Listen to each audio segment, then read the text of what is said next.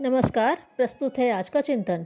उत्कृष्ट जीवन जीने के लिए उपासना करना आवश्यक है। समझना चाहिए कि चतुर्माली जिस प्रकार अपने उद्यान को नित्य निराई गुड़ाई तथा खाद पानी देने का कार्य करता है, उसी प्रकार आत्मा को उत्कृष्ट बनाने के लिए उपासना का उपक्रम किया जाता है। उपासना मन क्षेत्र को सुविकसित करने की एक वैज्ञानिक विधि व्यवस्था का ही नाम है। आत्मोत्कर्ष में अभिरुचि रखने वाले प्रत्येक व्यक्ति को उपासना को अपने नित्य क्रम में सम्मिलित करना ही चाहिए। यह नहीं सोचना चाहिए कि हम ईश्वरीय आदेशों का पालन करते हैं, फिर उपासना की क्या ज़रूरत। लोहार, बढ़ई, मूर्तिकार आदि शिल्पी अपने श्रम और प्रयोजन में लगे रहते हुए भी यह सदा आवश्यक समझते हैं कि उनके औजारों पर जल्दी जल्दी धार धरी जाती रहे। नाई अपने काम में ठीक तरह लगा रहता है, पर उस तरह तो उसे बार बार तेज करना ही पड़ता है। मन ही वह औजार है जिससे क्रियाकलापों को ठीक तरह करते रह सकना संभव होता है। यदि वह भौतरा होने लगे तो फिर कर्तृत्व का स्तर भी गिरने लगेगा। इसलिए जहाँ अन्य अनेक कार्यों में समय लगाया जाता है, वहाँ मन की मलिनता को स्वच्छ करने के लिए उसे प्रखर बनाने के प्रयास को भी नित्य का एक आवश्यक कर्तव्य माना जाना चाहिए। पेट की भूख बुझाने के लिए बार बार भोजन करना पड़ता है, इसी तरह आत्मा की भूख बुझाने के लिए भी उसे उपासना का आहार बार बार नित्य ही दिया जाना आवश्यक है। नित्य का अभ्यास ही किसी महत्वपूर्ण विषय में स्थिरता और प्रखरता बनाए रह सकता है। पूज्य गुरुदेव ने स्वयं अपने जीवन क्रम में उपासना को सर्वोच्च स्थान दिया। वे कहते थे, पुरुषार्थ की प्रखरता में उपासना अत्यधिक सहायक होती है। उसे समय नष्ट करने वाली बाधा नहीं माना जाना चाहिए, पर लौकिक पुरुषार्थों में अधिक उत्कृष्टता लाने के लिए अपने समय का एक अंश उपासना में नियमित रूप से लगाना चाहिए। धुले कपड़े पर टीनों पाल लगा देने से, लोहा करने से और भी सुंदरता आ जाती है। निर्मल और उज्ज्वल जीवन क्रम रहते हुए भी यदि उपासना का अवलंबन ग्रहण किया जाएगा तो उसमें लगे हुए समय की कहीं अधिक सुंदर सुव्यवस्था जीवन क्रम में विकसित होगी।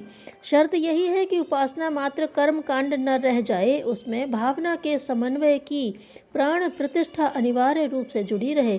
अपने संपर्क क्षेत्र के प्रत्येक व्यक्ति से गुरुदेव सदा यह आग्रह करते रहे, परामर्श देते रहे कि वे उपासना को अपने जीवन क्रम में एक नियमित नित्य कर्म का स्थान अवश्य दें।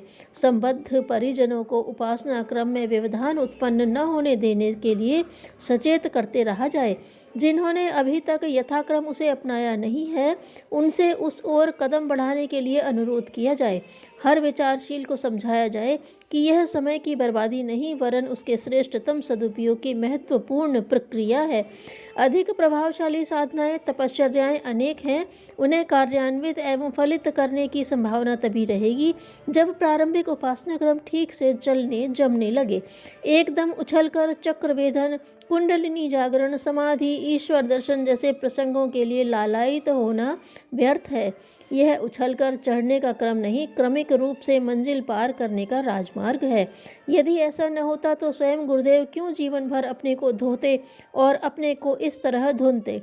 कोई जादू ही तुरंत फुरत चमत्कार दिखा सकता है, पर यह ध्यान रखना चाहिए कि वह जल्दबाजी का जादू अस्थिर होता है। बाजीगर 10 मिनट में झोली में से गुठली से आम का पौधा और उस पौधे पर फल लगा देता है, पर वह छलावा भर होता है। यदि वह बात वास्तविक होती तो बाजीगर पैसे पैसे को हाथ न फैलाता, अब तक आमों का विशाल व्यापार करके लखपति करोड़पति बन गया होता। कतिपय बहुमूल्य परामर्श गुरुदेव समय समय पर संबंधित व्यक्तियों को देते रहे हैं। उन्होंने फिर उस परामर्श को दोहराया और कहा, जिन पर अपना कुछ प्रभाव हो उसे अनुरोध ही नहीं, आग्रह स्तर पर भी उपासना में नियमितता बनाए रखने का आरंभ करने के लिए कहा जाए। जो कर रहे हैं उनसे कहा जाए कि भले ही वे अपनी पूजा विधि के बाहरी स्वरूप को अपनी रुचि और परंपरा के अनुसार बनाए रहें, पर उसमें भावना का प्राण अवश्य जोड़ें। अनेक मतांतरों की पूजा प्रक्रिया भिन्न हो सकती है, पर उनके भीतर भावनात्मक तथ्य तो समुचित मात्रा में रहना ही चाहिए।